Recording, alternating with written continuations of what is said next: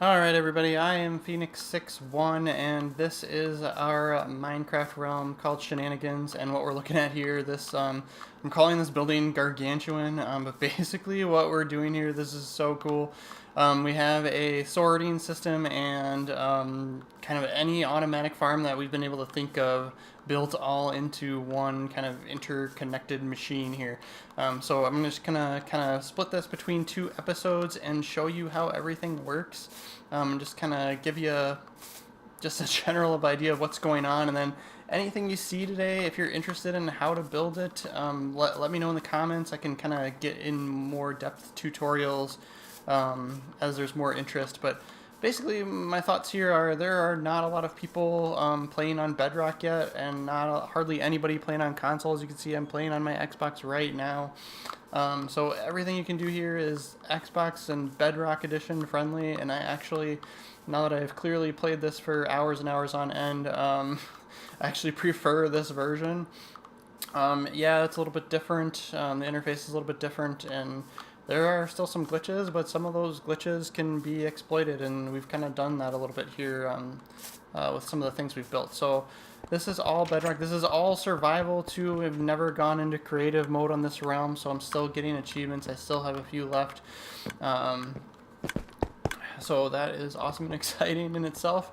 Basically what we're looking at first, once we got Elytra, I decided to build this cool landing strip thing, so yay, there's that. So basically at the front here we have these are actually item elevators, and I've encased them.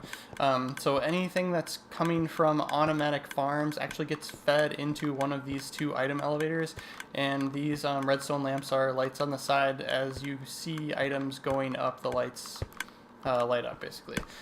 So then what happens is these are all connected, and I still need to kind of build a ceiling in here. But those two item elevators interconnect, and they feed through here, and they feed into the sorting. So the way this system works is anything that's getting sorted falls into its corresponding chest, and then there are several chests behind the wall. So when you grab items out, it is feeding any items behind the wall back into this front chest. So anything that are kind of more popular, like cobblestone, dirt, and stuff like that, I've got two sets. So I started on the top floor here and built my way around, and then we went downstairs and started sorting out the more specific things down there. So take a quick run down there and just kind of show you really quickly. Here's the item elevators again. So, and then anything that you want sorted, you can dump into these chests that are in the wall. So that's always awesome. So they're trap chests, so they don't actually start grabbing it until you shut the chest. The item elevator, it's silent until it's done. So once an item once there's no longer items in a certain section, you'll hear the clicks. So right now it's not making any noise, but once it sucks up all those items, you'll hear it click at each level. So this is the second level. So basically what's happening is from the top level, and you can actually see it right there, that's where that's feeding in. The hopper chain continues all through here, so that's kind of behind the scenes how the sorter works there. But everything that's getting sorted down here, you can see, I don't know why I'm sorting ladders, that's kind of a waste. But that all goes all around here. And, so here's an iron golem spawning, so or coming down, so we're just gonna see this guy fall. Basically there are 4 iron farms at each corner of the Gargantuan here, and they all feed through these water stream tunnels that I've built, and they also, any iron golems that spawn in any of the 4 farms all end up dying here. And then there's actually also a mob spawner at the very top that feeds mobs into there. There goes one. I have no idea what that even was, but it died fast. So they all fall through the lava, and sometimes they're taking enough fall damage that they're dying right away. So anything that is captured in here, there are actually hoppers underneath the floor that run through to where the item elevators are and feed everything into the beginning. So you can kind of see these are half slabs that we're standing on here. So half slabs will suck items through, and then those items will then end up over here, and if we wait a second, we'll actually see. Yep, here we go. So these are the items being sucked in and going through the item elevator and getting tossed at the beginning of the sorter. So actually, since we saw the iron golem fall, we'll actually go and take a look at the iron farms here. So all the way back up on the top floor here, these are the iron farms on each corner. There are 4 of these. I gave them different color roofs because I thought that was fun. But basically, this is a really basic iron farm, and there are tons and tons of tutorials out there on how to build these. But if you're interested in how I've done mine, let me know. But basically, with Bedrock Edition on the console, it is way easier than it used to be. The biggest struggle was villagers, and villagers, they're much more abundant now, and they're easier to breed, so it's easier to make more villagers if you don't have enough. So I think you actually only need 10 villagers, but once I started putting villagers on the sides of the farm, and I actually didn't have them separated before, they started breeding and making baby villagers, and then I was dealing with villagers just running all over the place because baby villagers can hop through these 1 square blocks here. So I think you only need 10, so it'd be like, 3 on 2 sides and 2 on the other 2 sides. But I've got, as you can see, I've got 4 on each side. And then what's nice about this is they're close enough here that I've got, access to trade with them if I want. So that is awesome. That's a plus there. So it's kind of a trading system, iron farm, kind of combined all into one. And then the other thing too, you don't need anywhere near as many doors as you used to on PC. So on Bedrock, I've got 12, so I've got 6 on each side, and I think you really only need 10, but I of course am weird and want everything to look the same on each side. So I've got 3 doors on each side of where the villagers are held, and done. Okay, so that's kind of how the iron farm works. Is it's basically tricking the system into thinking that this is a village, and every once in a while you get iron golems spawning and going through there. So what will happen is they'll spawn on this water here, and they'll go, oh no, I gotta walk through the water, and then they fall down, and yeah. So then they get sucked through those tunnels that we saw before and killed in the very center of the building. So like I said, if you're interested in iron farms, put it in the comments. So these 4 towers that are next to each iron farm, I mean, I like to believe they look cool, but I'm not the best at making things look great. But they're actually functional. So these are actually, this one here is actually cactus, and kind of, this is a really, really simple concept here. But basically that is an observer block, and once we just saw what happened, that almost never happens. Okay, so what happens is, once the cactus gets 3 high, the observer block sees that cactus as being that high, and then it triggers this piston over here. So there's redstone kind of on top there triggering this piston.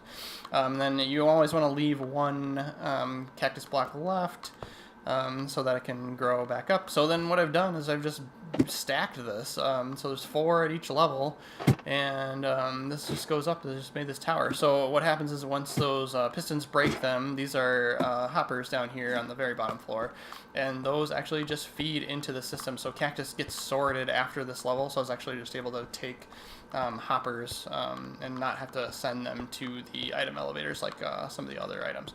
So instead of having 4 cactus farm towers, I went with sugar in these other ones, so they're slightly different. You can see the piston has to be right next to it, but otherwise the concept is exactly the same. Sand, I think you can still use dirt, and then you need water next to the block that's growing the sugar. So all the way at the very top there's a water source block that I've placed just using a bucket, drains all the way down, voila, every level has the water that it needs. So that is awesome. So the other 3 are actually sugar as well. So I only have 1 doing cactus right now. Kind of the reasoning behind that is I'm using sugar more. So cactus kind of, you can use it for dyes, and that's about it. We might as well go through this here. So, and there are several people out there building mass smelters. If you're not a fan of throwing a stack of 64 blocks in a furnace and then waiting for it and coming back to it later, pulling the 64 items out that were smelted, and then throwing another 64 in. So this actually just does it for you. Man, I should really grab some. It's a mass smelter, so let's just grab a lot and show you how this works. So the one downside to this is a handful of items remain in the system, and I couldn't figure out how to get that to work where it would spit everything out. But I'm like, I'm always throwing lots and lots of stuff in it. That's kind of the point, so who cares? So basically the way this works is you put these in this trapped chest at the top. And the reason I go with trap chests in Bedrock is because there's this really annoying thing where the items will start falling through the chest, and then as you're trying to push Y to quick move them in, sometimes it doesn't work because it's like it gets confused because it's taking items out as you're putting items in. So trap chests for this kind of stuff. Once you close it, it starts sucking things through, and what's happening is and I doubled up on this farm, so each side is kind of the same concept. What's happening is the items are going through these hoppers, and then there's a comparator over here that, and you just saw it go off. Once the item gets to the very end, it is triggering the comparator, and then I've just got redstone with a repeater sending the signal all the way down, and it's powering hoppers right behind it. So these hoppers, you can see underneath these hoppers. So what it does is it unpowers those and allows the items to drop in and get smelted. So I'm hoping that this output was empty. So I've already got 60 items in here. So this is how quick this works. And like I said, you can really go big with this. You can build several of these and interconnect them. But like I said, if you're interested, leave a comment on how to build this mass smelter. It's really, really easy. The only thing that I did that's kind of stupid that you might not want to do is, I mean, I've got an abundance of coal through another process that I've been doing. So I've made blocks of coal, and I actually just have a lot of hoppers filled with coal behind there, and then this chest just feeds them. But you can use the same concept of a separate fuel chest, and then just repeat the comparator repeater combination at the end to drop fuel in equally in each furnace, just like you do the items. So that's probably the smarter way to do it. I just load it up with coal, and so all of these chests are filled with coal, and after each block of coal is done, it's going to dump another one in from all the hoppers behind there. So that's how that works. So we'll give it one more quick check here, and I look at already 4.5 stacks, so that's awesome. Okay, so kind of what I'm going to do is I'm going to do another episode right after this, kind of show you the rest. There's a couple more farms and a couple other things I can show you. But like I said, what I'm kind of doing is this is all Bedrock, all survival. We didn't use creative mode for this at all. Like I said, I still want to be able to get achievements on my realm, so I still have a few to get, and even then I think I'm committed at this point. I've done so much, it's kind of a don't you ever dare switch this to creative mode kind of thing. So yeah, so if you're interested in anything on how to build something specifically on Bedrock or anything like that, go ahead and leave comments, and I'll work with you. Alright, thanks guys.